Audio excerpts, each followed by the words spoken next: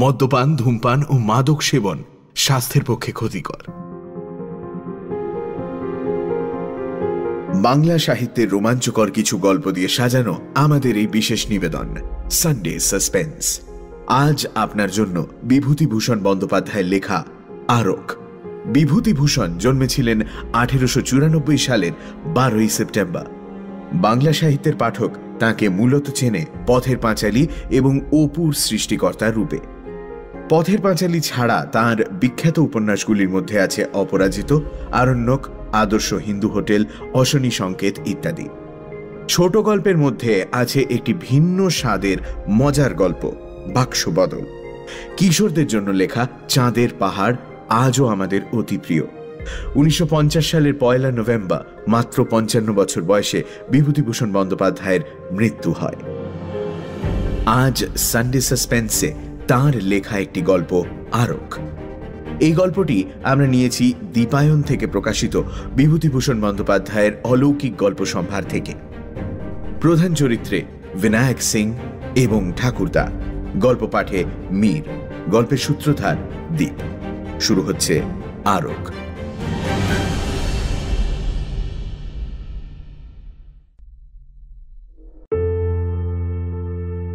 লাহোর মিউজিয়ামে যখন চাকরি করতাম সে সময় লাহোরের বিখ্যাত দেশবন্ধু কাগজের সম্পাদক বিনায়ক দত্ত সিং মহাশয়ের সঙ্গে আমার যথেষ্ট আলাপ হয়। মিস্টার সিং প্রাচীন সম্ভ্রান্ত বংশের সন্তান। তাঁদের আদি বাসভূমি পাঞ্জাবে নয়, রাজপুতানার কোটা রাজ্যে। 3 পুরুষ পূর্বে তাঁর পিতামহ রাজকার্য উপলক্ষে এসে পাঞ্জাবে বাস করেন। সেই থেকেই তাঁরা দেশ ছাড়া।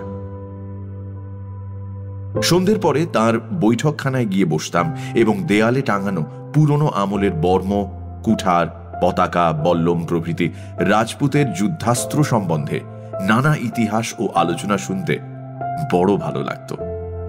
রাজপুতানার, বিশেষ করে কোটা রাজ্যের ইতিহাস সম্বন্ধে মিস্টার সিং এর জ্ঞান খুবই গভীর। কিন্তু এ সকল কথা নয়, আমি একটা আশ্চর্য ঘটনা বলবো। মিস্টার বিনায়ক দত্ত সিং এর মতো সম্ভ্রান্ত ও শিক্ষিত লোকের মুখে না শুনলে আমিও এই কাহিনী হেসে উড়িয়ে দিতাম। একদিন শীতকালে সন্ধ্যের পরে আমি মিস্টার সিং এর বৈঠকখানায় গিয়ে বসেছি। ভীষণ শীত সেদিন। 2 পেয়ালা গরম চা পানের পর তাওয়ার তামাক টানছি। মিস্টার সিং ধূমপানে অভ্যস্ত নন। হঠাৎ কি মনে করে জানি না, আমি তাকে বললাম, মিস্টার সিং, আপনি অপদেবতায় বিশ্বাস করেন? মিস্টার সিং একটু চিন্তা করে বললেন, হ্যাঁ করি। দেখেছেন ভূতটুত?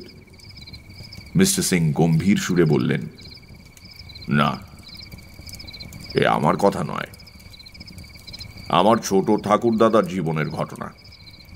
যদি এই ঘটনা না ঘটতো আমাদের বংশে, তবে আজও আমরা কোটা রাজ্যে মস্ত বড় খানদানি তালুকদার হয়ে থাকতে পারতাম।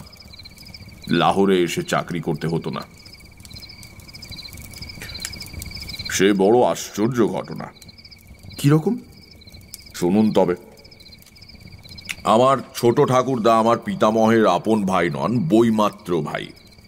তিনি মস্ত বড় শৌখিন মানুষ ছিলেন, আর ছিলেন খুব সুপুরুষ। আমি বিনায়ক দত্ত সিং এর দীর্ঘ গৌরবর্ণ বলিষ্ঠ দেহের দিকে চেয়ে সে কথা অবিশ্বাস করতে পারলাম না। তারপর তিনি বলে যেতে লাগলেন, আমি যখন তাকে দেখেছি তখন আমার বয়স খুব কম, কিন্তু তিনি তখন বদ্ধ উন্মাদ একদম। এবার কেন তিনি উন্মাদ হলেন, সেই ইতিহাসের মূলেই এই গল্প। তিনি উন্মাদ হওয়াতে কোটা রাজদরবারের আইন অনুসারে তাঁর ভাগের সমস্ত সম্পত্তি আমাদের হাতছাড়া হয়। সে কথা যাকগে, আসল গল্পটা বলি। বিনায়ক দত্ত সিং তাঁর অনবদ্য উর্দুতে সমস্ত গল্পটা বলে গেলেন। মধ্যে মধ্যে আমি তাকে নানা প্রশ্ন করেছিলাম, সেসব বাদ দিয়ে শুধু গল্পটাই আমার নিজের ভাষায় প্রকাশ করলাম। আমাদের গ্রাম থেকে কিছু দূরে কোটা দরবারের একটা সৈন্যদের আড্ডা ছিল। আমার ঠাকুরদাদা সেই সৈন্যদের আড্ডায় মাঝে মাঝে যেতেন মদ খেয়ে ফুর্তি করতে। তার দু একজন বন্ধু সেখানে ছিল, তাদের সঙ্গের নেশাতেই সেখানে যাওয়া। একবার জ্যোৎস্না রাতে তিনি আর তার দুই বন্ধু খেয়ালের মাথায় বড়ি নদীতে স্নান করতে যাবেন বলে ঘোড়ায় করে বেরুলেন। বড়ি নদী মরুভূমির মধ্যে দিয়ে 3 শাখায় ভাগ হয়ে সাবলীল গতিতে বয়ে গেছে। যে সময়ের কথা বলা হচ্ছে তখন এই ত্রিস্রোতা নদীর প্রথম ধারাটিতে আদৌ জল ছিল না। মাঝের শাখাটিতে ওই হাঁটুখানেক জল, তারপর মাইলটাক বিস্তৃত চড়া, তার ওপারে আসল ধারা, অনেকখানি জল তাতে।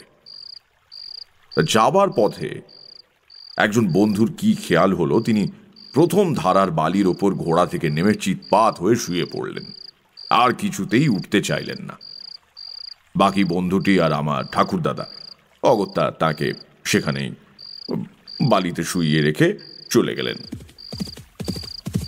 বলাই বাহুল্য, 3 জনের মধ্যে কেউই ঠিক প্রকৃতস্থ অবস্থায় ছিলেন না। আমার ঠাকুরদাদা বড় ধারা অর্থাৎ আসল বড়ি নদীর কাছে এসে পেছন ফিরে চেয়ে দেখলেন তার বন্ধুটি ঘোড়া থামিয়ে বালির চড়ার পশ্চিম দিকে ভীত ও বিস্মিত দৃষ্টিতে চেয়ে আসেন। ঠাকুরদাদা বললেন, ওদিকে কি দেখছো চেয়ে? বন্ধু মুখে কিছু না বলে সেদিকে আঙুল দিয়ে দেখালে আর ইঙ্গিতে ঠাকুরদাদাকে চুপ করে থাকতে বললে। ঠাকুরদাদা চেয়ে দেখলেন বালির চড়ার ঠিক মাঝখানে অস্পষ্ট ধরনের কতগুলি মনুষ্য মূর্তি চক্রাকারে ঘুরছে। কিছুক্ষণ চেয়ে দেখে মনে হলো ওরা যেই হোক হাত ধরাধরি করে ঘুরে ঘুরে নৃত্য করছে। সেই নির্জন স্থানে রাতে কাদের এমন আমোদ লেগেছে যে লোক চলাচলের অন্তরালে নৃত্য করতে যাবে বুঝতে না পেরে তারা দুজনেই অবাক হয়ে সেদিকে চেয়ে রইলেন। কাছে কেউ কেন গেলেন না সে কথা আমি বলতে পারবো না, কারণ শুনিনি।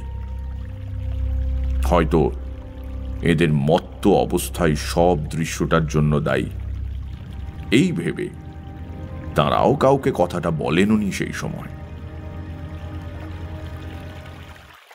এরপরে আরো বছর 3 কেটে গেল।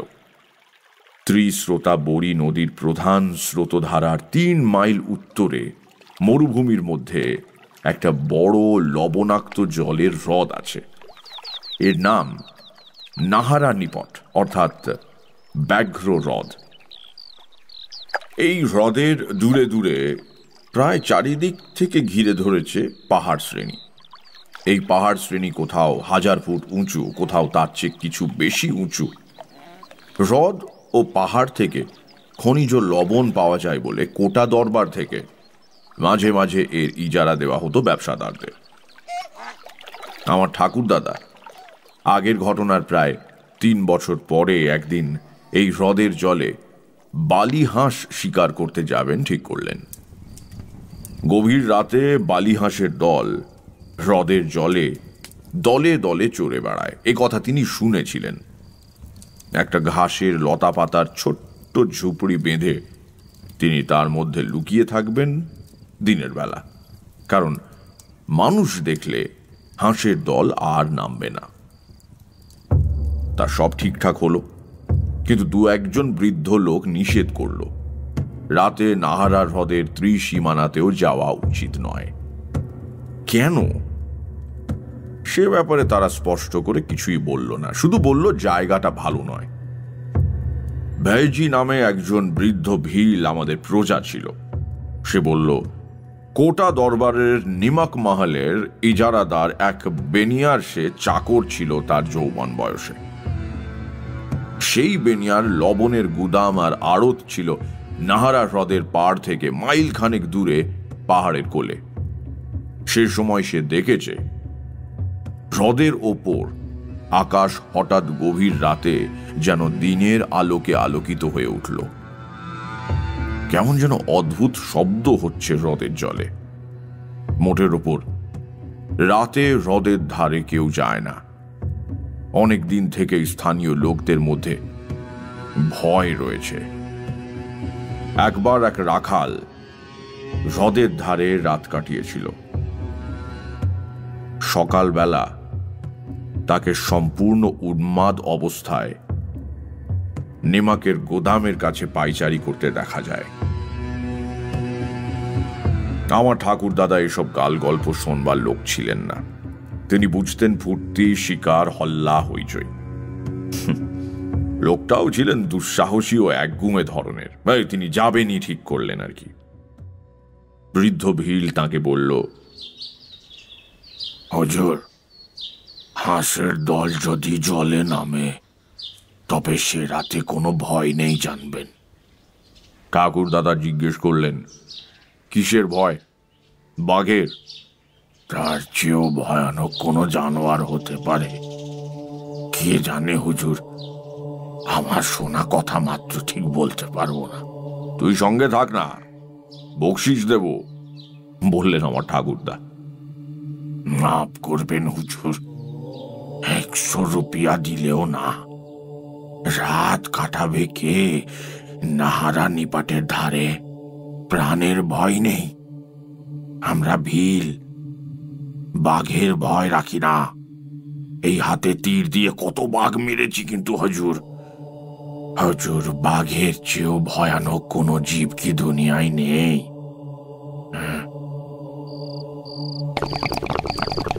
আমার ঠাকুর দাদা নাহারা হ্রদ ভালো জানতেন না। ঠিক আমাদের অঞ্চলের হ্রদটা নয়, আমাদের গ্রাম থেকে 40 মাইল দূরে। তখনই তিনি ভিলদের গ্রাম থেকে রওনা হয়ে 7-8 মাইল হেঁটে পাহাড় ডিঙিয়ে সমতল ভূমিতে নামলেন। দূরে মস্ত বড় হ্রদটার লবণাক্ত জলরাশি প্রখর সূর্যতাপে একেবারে চকচক করছে। জনপ্রাণী নেই কোনো দিকে। বেলা তখনও অনেকখানি আছে। এমন সময় ঠাকুর দাদা হ্রদের ধারে পৌঁছে গেলেন এবং নল খাগড়া ও শুকনো ঘাস দিয়ে সামান্য একটু আবরণ মতো তৈরি করে নিলেন ওই জলের ধারে, যার আড়ালে তিনি বন্দুক নিয়ে লুকিয়ে থাকতে পারেন। হাঁসের দল তাকে না টের পায়।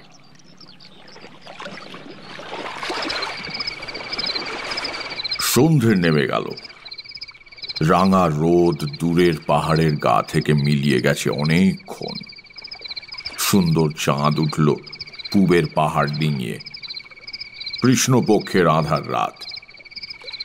একদল সবুজ বনটিয়া জলের ধারে নেমে আবার উড়ে গেল। নির্জন নিস্তব্ধ মরুভূমি আর ওই হ্রদ।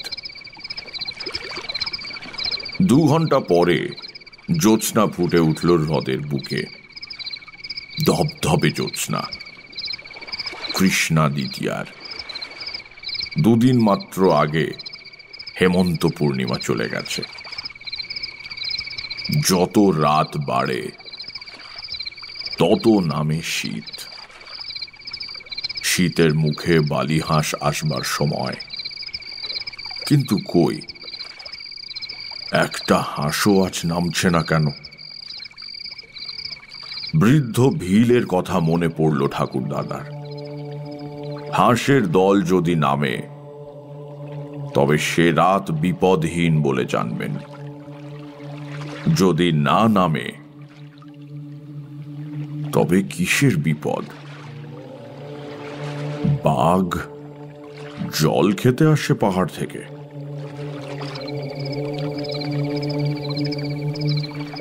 রাত ক্রমে গভীর হল।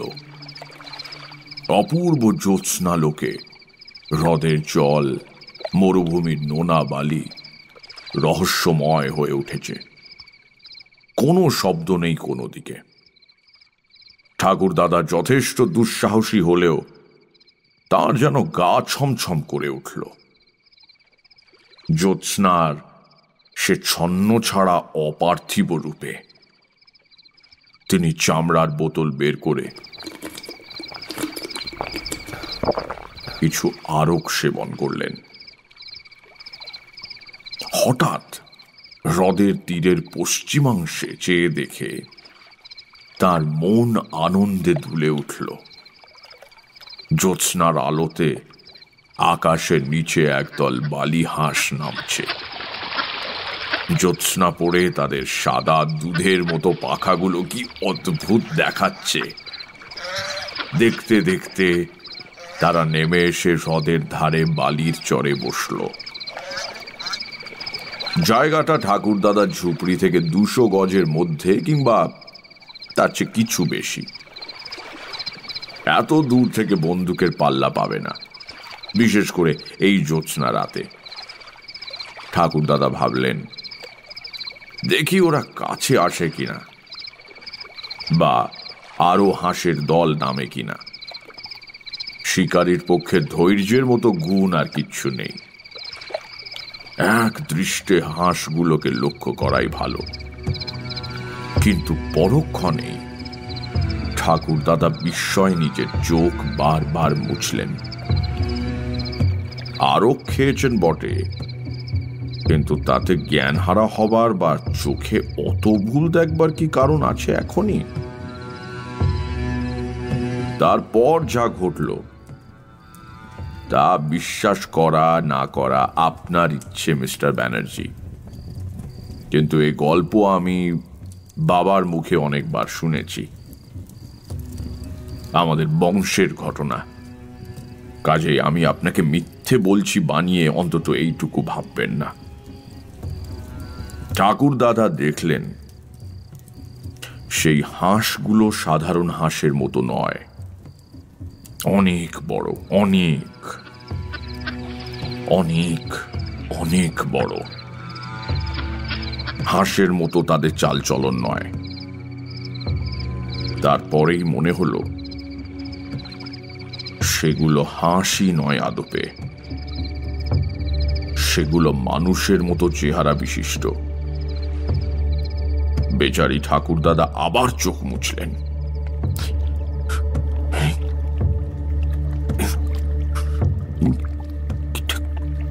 কি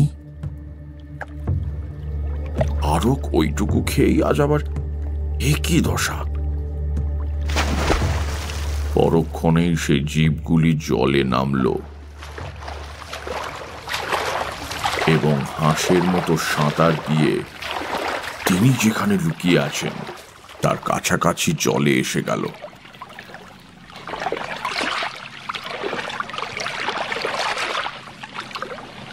কৃষ্ণা দ্বিতীয়ার পরিপূর্ণ জ্যোৎস্না রাতে বিস্মিত, ভীতচকিত, দুঃসাহসী আরক সেবনকারী ঠাকুরদাদা দেখলেন তারা সত্যি হাঁস নয়, একদল অত্যন্ত সুন্দরী মেয়ে।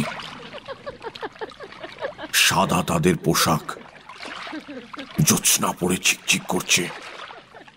তাদের হাসি, মুখশ্রী সবই অতি অদ্ভুত ধরনের সুন্দর।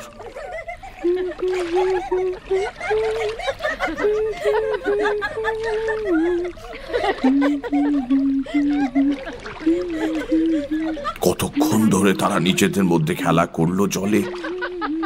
রাজহংসের মতো সুঠাম ধরনে, নিঃশব্দে, সুন্দর ভঙ্গিতে হ্রদের বুকে সাঁতার দিতে লাগলো।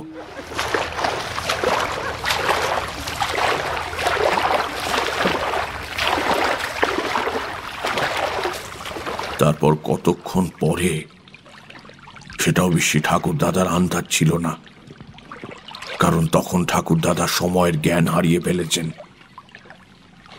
ওরা সবাই জল থেকে উঠল এবং অল্প পরেই জ্যোৎস্না ভরা আকাশ দিয়ে ভেসে হাঁসের মতোই শুভ্র পাখা নেড়ে অদৃশ্য হয়ে গেল। হ্রদের তীরের বাতাস তখনও তাদের অপূর্ব দেহগন্ধে ভরপুর। আমার ঠাকুরদাদা নিজের গায়ে চিমটি কেটে দেখলেন তিনি জেগে আছেন কিনা। তখন তার আরকের নেশা ছুটে গেছে। একটু পরে রাত ফর্সা হয়ে জ্যোৎস্না মিলিয়ে গেল। তিনি উদ্ভ্রান্ত মস্তিষ্কে হ্রদের পাড় থেকে হেঁটে চলে এলেন পাহাড়ের কোলে। সেখান থেকে পৌঁছলেন ভিলদের গ্রামে। বৃদ্ধ ভিল ভেজি তাকে বলল, হুজুর, হাঁস নেমেছিল কাল। ঠাকুর দাদা মিথ্যে কথা বললেন। হাঁস নাকি নেমেছিল, কিন্তু তিনি একটাও মারতে পারেননি। এবার কেন মিথ্যে বললেন শুনুন। কি এক দুর্বার মোহ তাকে টানতে লাগলো দুপুরের পর থেকেই। আবার তাকে যেতে হবে নাহারা হ্রদের তীরে ওই রাতে। ভেজিকে সত্যি কথা বললে পাছে সে বাধা দেয়। কিন্তু সেই রাতে বুনো বালি হাঁসের দল নামল হ্রদের জলে। আসল হাঁসের দল। পরপর কয়েক রাত শুধু বন্য হংসের দল নামে আর খেলা করে। আমার ঠাকুরদাদা ঝুপড়ির মধ্যে শুয়ে শুয়ে চেয়ে থাকেন, বন্দুকের গুলি করতে তার মন সরে না। তারপর আর একদিন শেষ রাতের জ্যোৎস্নায় বন্য হাঁসের বদলে নামল সেই অদ্ভুত জীবের দল। এদিন তারা আরো কাছে এলো। বন্য রাজহাঁসের মতো সাঁতার দিয়ে বেড়ালো জলজ ঘাসের বনের পাশে পাশে। তাদের অপূর্ব সুন্দর মুখশ্রী জ্যোৎস্নার আলোয় ঠাকুর দাদার মুগ্ধ দৃষ্টির সামনে কতবার পড়ল।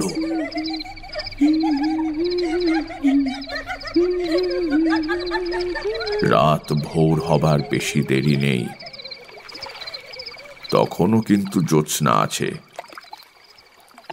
আমার ঠাকুর দাদা কি ভেবে আরকের নেশায় কিংবা ভালো অবস্থায় জানি না, ঝুপড়ি থেকে উঠে ছুটে জলের ধারে চলে গেলেন। বোধহয় ওদের কাউকে ধরতে গিয়েছিলেন। অমনি ত্রস্ত বন্য হাঁসের মতো সেই অলৌকিক জীবের দল তাড়াতাড়ি সাঁতরে কে কোথায় দূরে চলে গেল এবং পরক্ষণেই শেষ রাতের বিলীয়মান চন্দ্রালোকে তাদের লঘু দেহ ভাসিয়ে আকাশপথে অদৃশ্য হয়ে গেল। পরদিন দুপুর বেলায় আমার ঠাকুর দাদাকে উন্মাদ অবস্থায় হ্রদের দ্বারের বালি চড়ায় লক্ষ্যহীনভাবে ঘুরে বেড়াতে দেখে একজন জেলে তাকে ভিলদের গ্রামে পৌঁছে দেয়। বৃদ্ধ ভেজি ঘাড় নেড়ে বলেছিল, আমি বলেছিলাম হাঁসের দল যেদিন না নামে সেদিন বড় ভয়। ঠাকুর দাদা মাঝে মাঝে ভালো হতেন, আবার উন্মাদ হয়ে যেতেন। ভালো অবস্থায় বাড়িতে এই গল্প করেছিলেন, একবার নয় অনেকবার। মৃত্যুর প্রায় 10 বছর আগে তার মোটেই ভালো অবস্থা আসেনি। বদ্ধ উন্মাদ অবস্থায় তার মৃত্যু ঘটে। বিনায়ক দত্ত সিং গল্প শেষ করলেন। আমি বললাম, খুব অদ্ভুত ঘটনা, তবে 20 শতাব্দীতে বিশ্বাস করা শক্ত, সে আমিও জানি। আমাদের দেশেও সকলে বিশ্বাস করে না। এ আজ 50 বছর আগেকার ঘটনা বলছি। কেউ বলে ঠাকুর দাদার অতিরিক্ত আরক সেবনের ফলে ওইসব চোখের ভুল দেখা। বন্য হাঁসকে ভেবেছেন আকাশপরী। আবার কেউ বলে না, আকাশপরী দেখলেই লোকে পাগল হয়। সেই বৃদ্ধ ভিল ভেজি ও তো সেই কথাই বলতো। হাঁসের দল যেদিন না নামে সেদিন বড় ভয়।